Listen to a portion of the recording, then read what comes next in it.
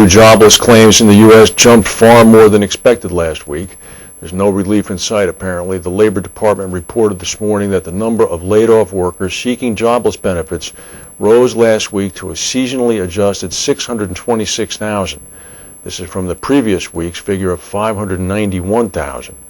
That's the highest since October of 1982, when the economy was in a steep recession. The number of people that remained on the unemployment compensation rolls increased slightly to nearly 4.8 million, the highest number since records began in 1967. As a result, American productivity has increased as companies in the U.S. struggle to squeeze more output from their remaining workers. In the last quarter, productivity, a measure of employee output per hour, rose at a 3.2% annual rate in the fourth quarter. Labor costs climbed at a 1.8% rate, less than anticipated. Efficiency rose as companies slashed millions of workers from payrolls and cut hours for those still on staff. The job market is likely to keep deteriorating. According to one economist, the increase in productivity is not necessarily good news. Workers who are left with jobs are working harder. Australia has responded to some of the Buy American provisions in President Obama's revitalization bill. Australia is condemning some of those provisions in the stimulus measures this morning, warning that the move to protect U.S. iron and steel markets could lead to retaliatory trade wars. The U.S. Senate last night did vote to soften the Buy American plan to ensure the provisions of the $900 billion stimulus bill will remain consistent with existing U.S. trade agreements. However, the Australian Trade Minister said that the U.S. Senate had made the wrong decision by voting to keep the Buy American provisions at all in the stimulus bill. According to the minister, Simon Crean, this is the wrong course of action. They have got to reverse their decision. It will result in a retaliatory action. It will result in a trade war.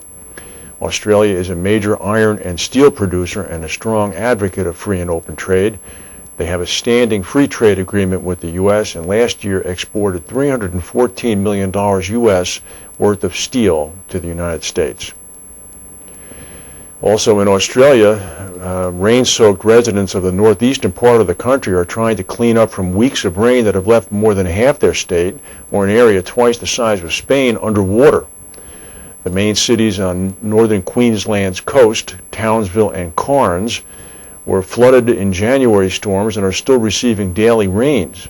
The main highways to Townsville were cut off by water. The small town of Ingham has been the hardest hit, with 3,000 homes flooded.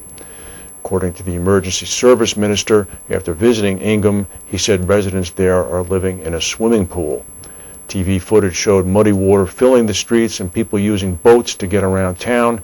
However, the Weather Bureau has said that a strong storm north of Queensland and another low-pressure system just north of Ingham are now unlikely to develop into cyclones. However, before they move south, they will continue to drop rain on the area. Yesterday, we reported about an explosion in Wisconsin, and today, 3 House members in the U.S. Congress have reintroduced the bill to prevent dust-related explosions after the blast at the Milwaukee area power plant burned 6 workers. The bill was introduced yesterday. It would require the Occupational Safety and Health Administration to issue rules keeping workplaces free of dust that can fuel fires and explosions. OSHA is looking into Tuesday's blast at the We Energy's power plant in Oak Creek, Wisconsin. The cause is unknown, but it did occur in a silo used for collecting coal dust. And workers at an oil refinery in the east of England have voted to end a week-long strike over the hiring of foreign labor for a building project.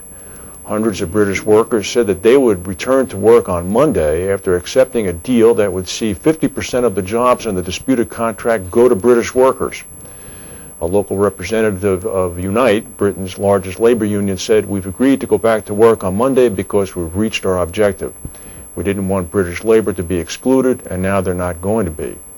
Staff at the refinery in Lindsey, which is owned by French energy firm Total, went on strike last week over the employment of Italian and Portuguese subcontractors on a new construction project. Today, President Obama had an editorial, actually an op-ed column in the Washington Post, in which he warned of a catastrophe to come economically unless the stimulus bill was passed. In comments recently made on CNN about an hour ago, his closest advisors are indicating that privately they believe that they will have the votes in the Senate to pass the bill sometime early next week. We'll see. Let's hope so. The Dow Jones Industrial Average is up about 44 points now. These are very difficult times. We'll continue to follow them, and if there's any more news on Swiss Re, we'll come back and tell you. Swiss Re, by the way, is still scheduled to release their full '08 results later this month. What came out today was just a bit of a foreshadowing. So Mr. Agrin and his staff in Zurich are undoubtedly hard at work on that. Thank you for watching, and we'll see you tomorrow.